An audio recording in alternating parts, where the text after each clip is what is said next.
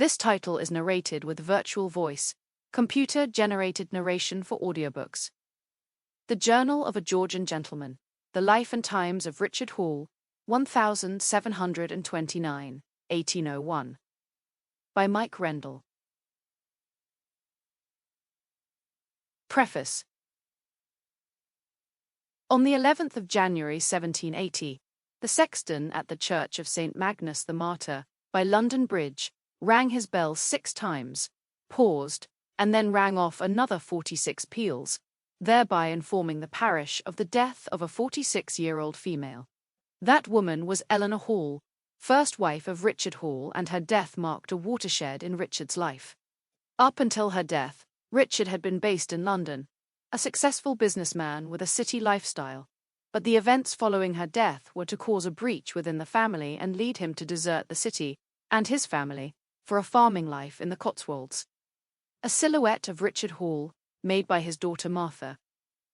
In his lifetime, Richard kept copious notebooks, diaries and journals, as well as everyday ephemera of the time, newspaper cuttings, admission tickets, catalogues, and so on.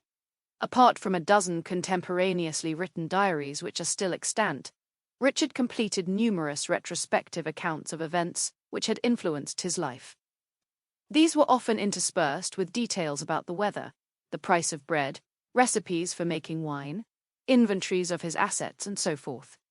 Separately, he also maintained little notebooks on favored topics, observables, referring to what he had seen and noted, for example, eclipses, earthquakes, violent storms and other natural phenomena, fossils, which he took to mean anything dug out of the ground, and receipts, i.e. recipes, which included medicines rather than just meals. He left behind his collection of coins, shells, and fossils. He was also, from the 1750s onwards, an avid collector of books, many of them bought from local booksellers. Richard often wrote his thoughts and ideas, as well as copied out sermons, in manuscript books, which were then bound up.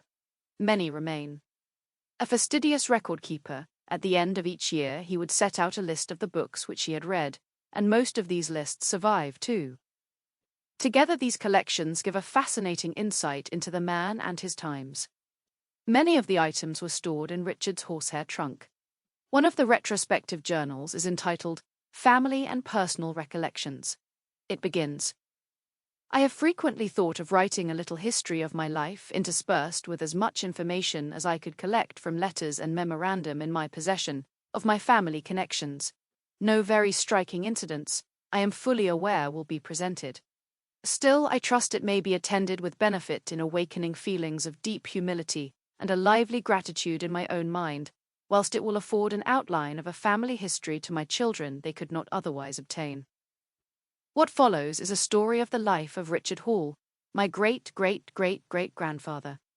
It is based on what Richard himself wrote and collected, with some additional material from his son, who maintained the family tradition of retrospective musing and diary-keeping, and from his brother-in-law William, whose 3 surviving diaries give a fascinating counterpart to what was happening in the Hall family in the middle part of the 18th century. To this family source material has been added background information to give a fuller picture of Richard's life and times. Family and Personal Recollections. 1. Ancestry. Writing in the mid-1700s, Richard states, My ancestors were very respectable, originally of Berkshire, which is evident from the description of the family coat of arms I have in my possession, and from some of my father's letters from distant relations in that county. I believe that the family worshipped at the church at Inglesham, as is apparent from the records held there and relating to forebears baptized in the latter years of the last century. Inglesham Church is a delightful building in what is now Wiltshire, but which was then in a Berkshire enclave, close to the border with Oxfordshire. It has remained substantially unaltered for 500 years, and is therefore exactly as it would have been when the Hall family worshipped there in the 17th century.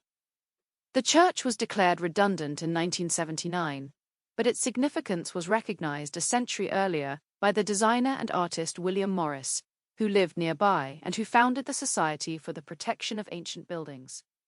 The interior is laid out like a... To keep listening to this audiobook, I've left you a link in the description so you can do it, at no cost thanks to Audible's 30-day free trial.